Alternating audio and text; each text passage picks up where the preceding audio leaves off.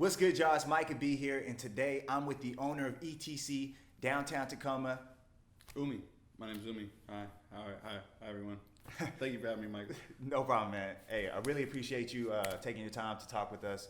And the reason I wanted to reach out to you is because I've got homies personally who have clothing lines, but I know that's a very common thing where kids will just basically, make a logo, put it on a shirt, and then put in their Instagram account, CEO, founder, clothing company, which is cool, Yep. but it's like, I actually want to see these kids succeed, like for real. I want to see that brand go from a nothing brand to the next, you name it. There's a million clothing brands out. I'm not going to give them no free promo right now, Right. but there's so many brands out there that are killing it. Give me a little bit of a background of how you got to where you're at right now. Well, I agree with you on the fact that there are a lot of, like throwing the graphic together and then getting it on the t-shirt or just coming up with a cool name, putting it on the t-shirt in black and white, like that's the thing or whatever. And there are some companies that I could blame for that, but I won't get into that right now. As far as my road and mine in Paris, there's a business partner to this company, the other half of the company, Paris Right. It comes from me in high school, just like wanting to be into clothes anyway, right? So my background is in clothing. My mother's background is in clothing. What would your mom do? She owned a store on 6th Ave, kind of off of Union actually. Okay. And it was called Ngozis. It was all stuff that she handmade, sewn with, and then certain things that they would wholesale in from like LA. She's from Compton. And her best friend Tanya was her partner at the time, and then they just basically split as far as like Tanya didn't want to do the store anymore. She did, so my mother became a jewelry designer, and so she does craft jewelry, and she does like jazz show in Vancouver and all this stuff. So it's just always kind of like been with me. So anyway, we had the brand in high school at Paris. Once he saw that I was into it, he was like, hey, like I'm into this too. Mm-hmm. And he's a friend of mine that also always dressed well, and we kind of had that in common. And so we started the first thing, just his hand, and then the collaboration of our ideas. What year was this when you first started? It was 2005. Wow, that's early. Yeah. So that's the thing is, the main thing that if there's any advice that comes out of this, I'd like to start off with it, is that time and effort. Some things happen overnight. Yeah. Literally. I mean, they'll say like, oh, there's no such thing as overnight success, and yes, I guess you could say that technically, because sometimes someone sat and they just thought about this thing to death, and maybe they wrote it out, like vision boarded it from the ceiling to the floor. Yeah. But that was that time, you know what I mean? So I guess, So I guess, what brands were most popping at that time, 2005? In the streetwear scene, it was still kind of like the active sportswear mesh of like Stussy, which like does like leans into skate. But then there were brands like Fresh Jive and like Fucked and like Bape, obviously was the biggest thing. So a lot of Japanese streetwear, like that's when my eye start to understand like the Far East and like what that meant to streetwear and their contributions and how they had reinterpreted American things to make them kind of grander than they were, like Levi and all these sorts of things. They're so fresh, man. Like all the ideas and the fashion coming out of that part of the world, I mean, still to this day, they're like, revolutionizing basically everything we rock. It's constantly like back and forth influencing, like we influence, because hip hop. Exactly. Hip hop is what influenced it all, 100%. and we made that. Not me, not you, but America made that. Exactly. Sure. I was gonna say that's us. Yeah, for sure. And now it's crazy because it's been around for, some people would say it's been around for a long time, but I guess technically it hasn't in terms of like music genre. But it's spread so much, and that culture is definitely what marries like us across the oceans, is that we all agree in that aesthetic, and that's like where our aesthetic comes from as well. So So, like, what are your goals? Like the long run goal, that thing you're looking at way down all the way at the end. For us, it's about being heritage within streetwear. There's heritage within many things. Like there, I think popular heritage brands are brands that people have break been that around down for like 50. for Okay, people. so like a heritage brand, I want to give examples are like Filson is a heritage brand from here. Okay. Pendleton is a heritage brand from the Pacific Northwest. Woolrich Woolen Mills is a heritage brand, and these are nowadays. I would say that Ralph Lauren is a heritage brand. Like it's reached that level of it's been around long enough. Yep. It's ingrained. Okay. Heritage. It's been passed down. There are pieces that have been passed down from Yeah. Ralph Lauren collection to Ralph Lauren collection. Same with Filson. There are Filson rucksacks that are 50 years old at this point in some kids, closet. So you want people to find that's some of the gear from our goal 20, 30 years and be like, yo, and look what I found. From a streetwear perspective, I feel like what that is having like these like graphics that may not have been the most popping at the time, but that's why they're popping 50 years later. It's like, this is a rare one. Like this wasn't one of the ones. You want to be on time and ahead of your time. Right, exactly. Yeah. And that's a big part of what I think any real streetwear company wants to do, which is why I also want to say this in regards to what we do. It is to make money. I'm not sure if it's to get rich, but it's to live well, right? Well, it's like, in order to make your biggest effect, money's going to come into that. And I think so many kids have this idea that money's bad. They equivalent having money to being bad. Yes, if all you're ever doing is thinking money first and not quality, how to serve the people, how to really truly bring a dope brand, something of value. Right. You have to bring the value first because the money comes after and with loyalty and support. Your big end game is to be a heritage brand. Exactly. And it's like, how are you going to get there if you ain't making money? Right. So I think a lot of people, I just hate when I hear people like, oh man, they just doing it for the money. Yeah, they just doing it for the money. Like that is the dumbest shit I ever heard, man. You have to keep it to make it continue. It's not just for the money, but that has to be an end goal. So when was the first time you made money off of your designs and your work? It was young. We were 16, 17 years old. Where'd you go? Swap meet? How were you flipping these shirts?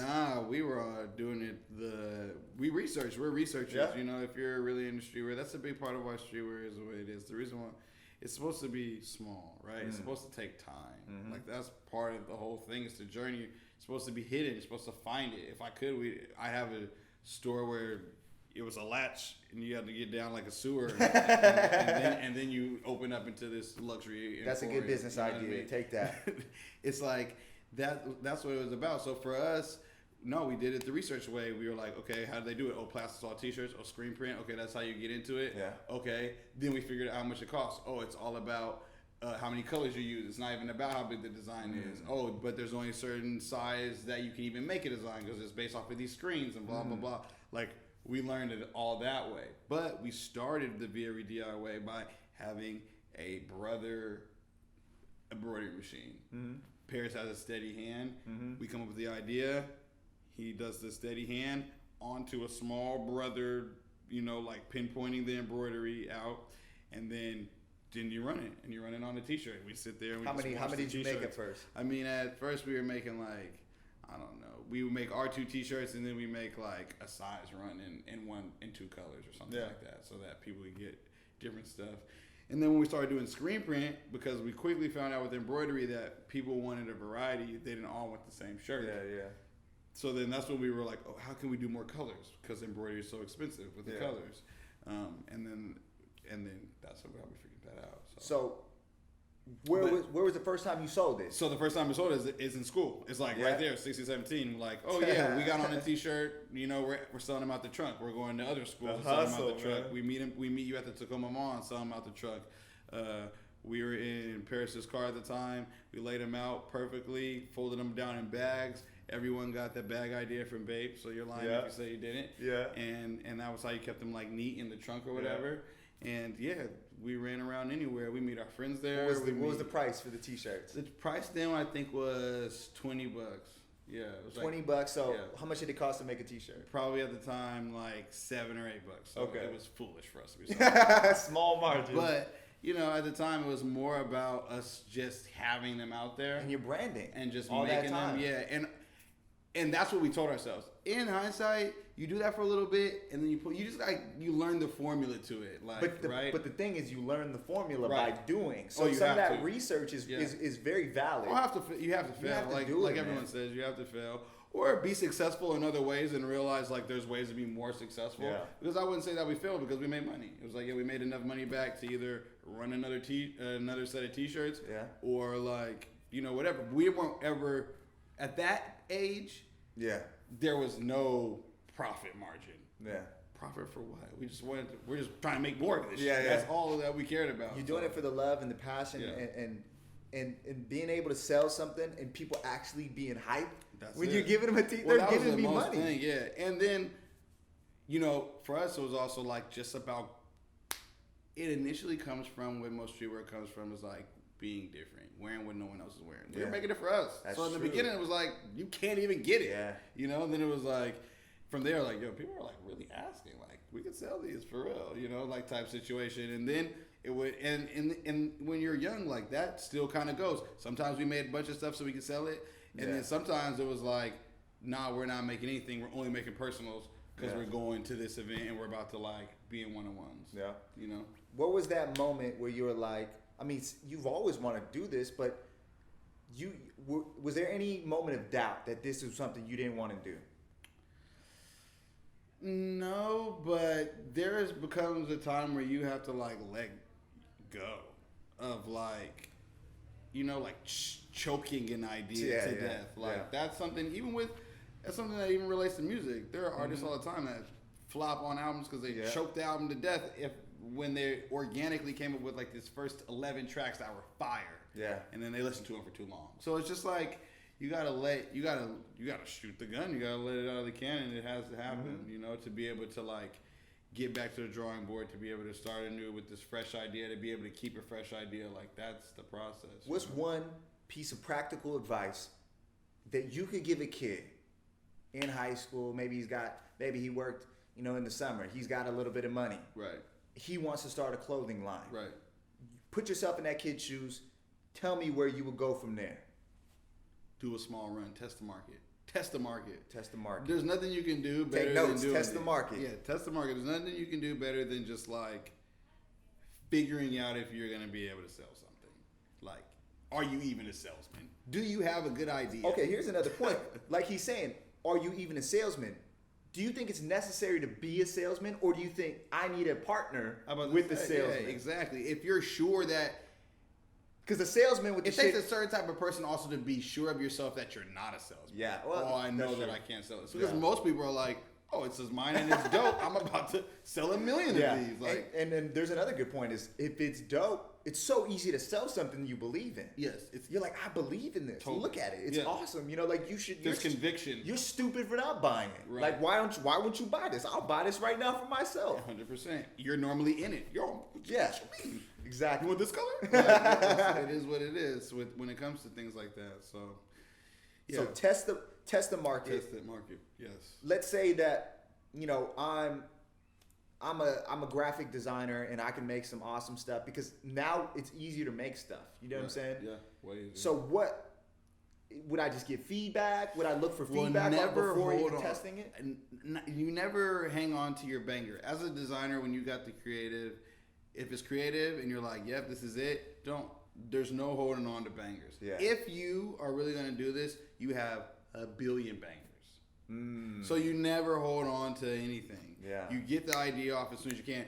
Now, I say that in a bit because the timing does matter sometimes, right? Give me some examples of So timing matters. So with certain things like with our beat, there's a recent drop that we did that we call a lot of slack over. Normally we do with flips. What we do is we pay homage to brands. Sometimes we make fun of them, so it is what it is.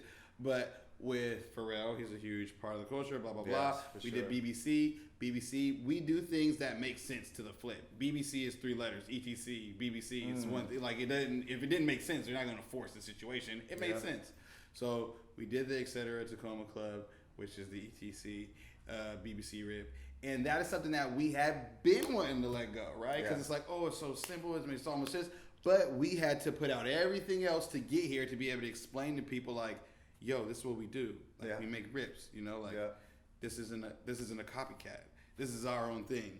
If we wanted to copy it, we'd bootleg it. It would say Billionaire Boys Club on it. Like we could bootleg it if we wanted to. That's what we've shown you here. Yeah. We decided to put some extra thought in it, look past that, and bring it to something that really just brings nostalgia to you, so that there's a connection to you about why you bought it, which is the connection to us about why we made the graphic. Yeah. It's personal to us. Yeah. Stuff that we love, coveted, didn't get. And that's a great point. Is like it's personal to you, and just ultimately at the end of the day, it's like about being you. Right. It's about being who you are. Right. 100%. If you could just be you, the most, you know, like the biggest version of who you are, somebody's gonna like that. Because there are other people that there's no way that you're the one person in the whole world interested in the one thing. You're the one person in the whole world. The internet has brought all those people to you. Right. So, also that. And you could have lived in a neighborhood where you're the weirdest dude, you know, and nobody in your neighborhood was like, I'm going to hang out with that guy, because you were just strange to everybody. But on the other side of the world, let's say if I documented my weird life and my weird outlook on life, somebody else on the other side of the world would be like, that's what I like. Yeah. I vibe with the way he's delivering that message. And through their art and through their culture, you know what I'm saying? So it's like tons of brands have gotten so much like in the beginning, like people were like, that's whack. You know what I'm saying? Everyone's whack in the beginning. No one's tight out the gate. You know, you're tied to your microclimate of whomever, but to everyone else, you're whatever until someone decides to validate you. You know. So when you test that market, right? What way do I go about testing the market?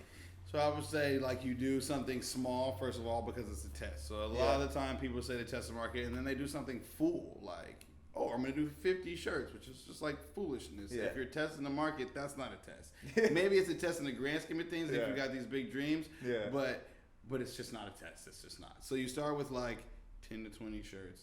I would say 10. Let's say 10 shirts. 10 shirts. Let's be very realistic. 10 shirts. 10 shirts. You're doing 10 shirts. You wear one. You're your biggest marketing asset. You don't think that's corny?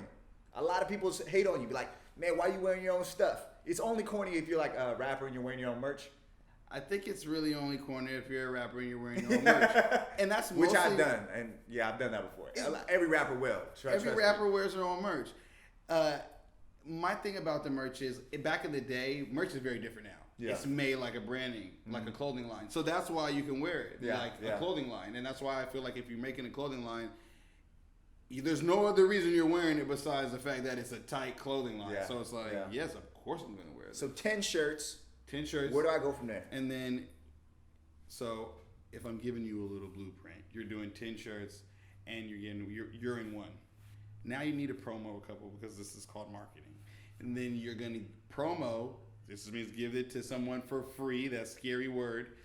That is going to help make it influential. Even if it's just in this microclimate, what you're attempting to do is create some type of like cult talking that happens within a small group of people that continue to talk about this and talk about this and talk about this, and then that will slowly swirl out. So that is like the whole goal of testing the market. You got to come with heat, number one. So who are these?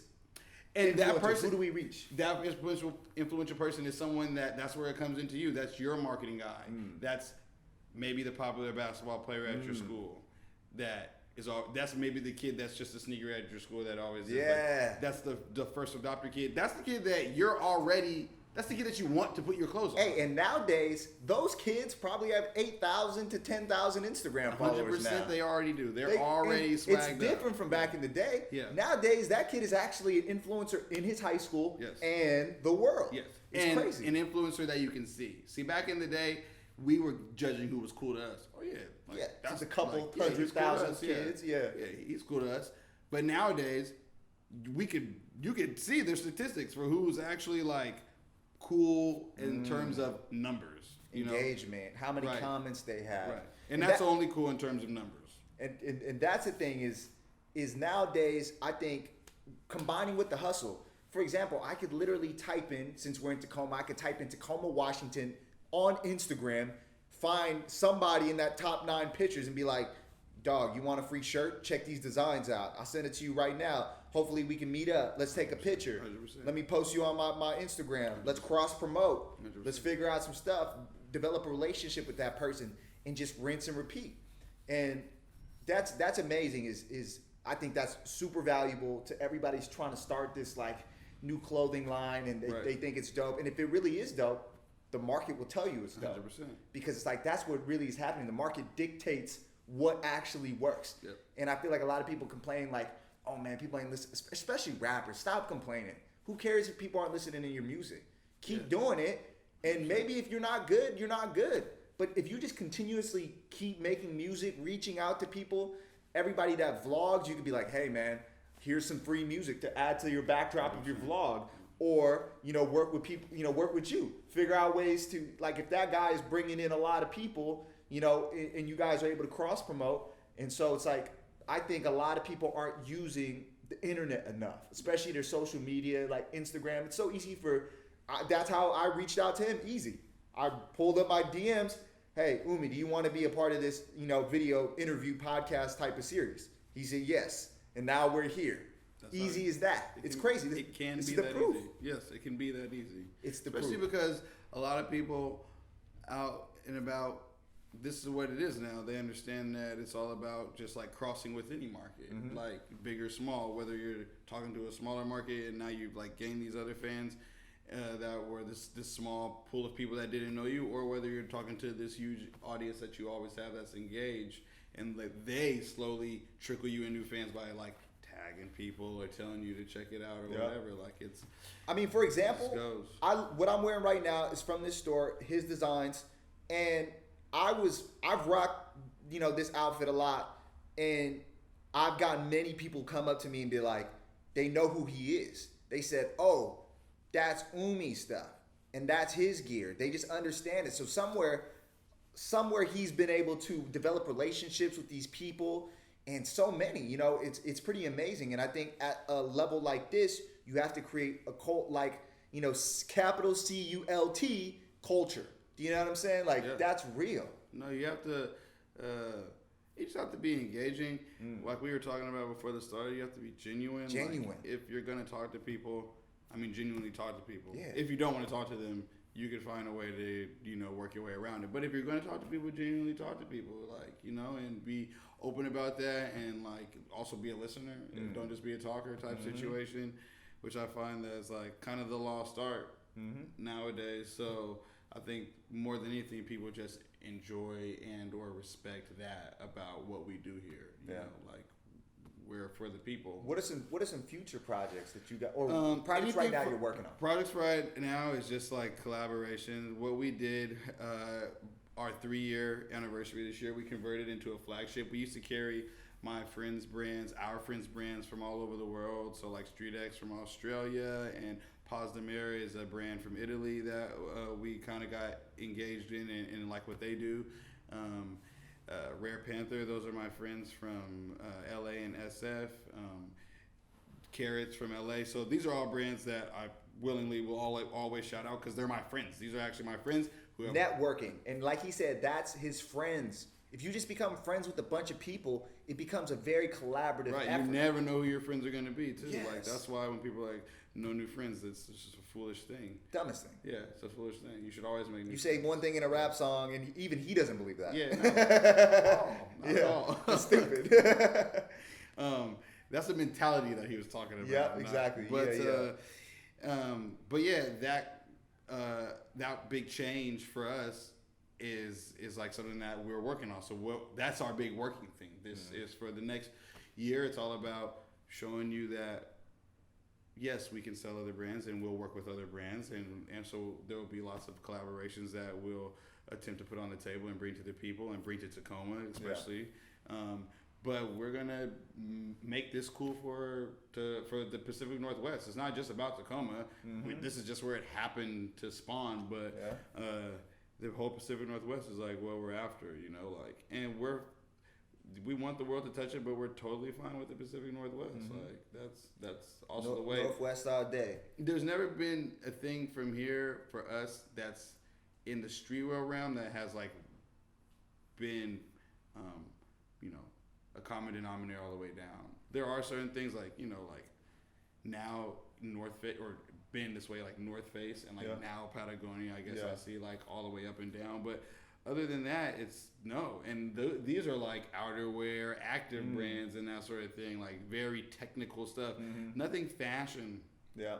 You know what I mean? Like the things that were fashion at one time are no longer, like Columbia is no longer like fashion, you know? So we are going to be that. And Filson is like fashion, but they're also so steeped in what they do that no matter how many cool collaborations they do, they're that still. Yeah. They're still like, you know, dad worker wear, you know, camping worker wear, right? It's and then maybe, you know, through counterculture, some of that stuff becomes cool. Yeah, and that's exactly what they've done. Like, that's exactly what they've done. It became cool to us because Filson started doing these Japanese dad hats. You know what I'm saying? Yeah, they did exactly. They understand what shapes to do. Number one, as being vertical manufacturers, meaning they make everything of theirs from the bottom up, and then also they collab with like Japanese brands and that sort of thing. That then it's like, oh, this is from here. Yeah, that's like me at 14, like Filson's where? Oh, it's right from Seattle, and then you get to learn and you learn,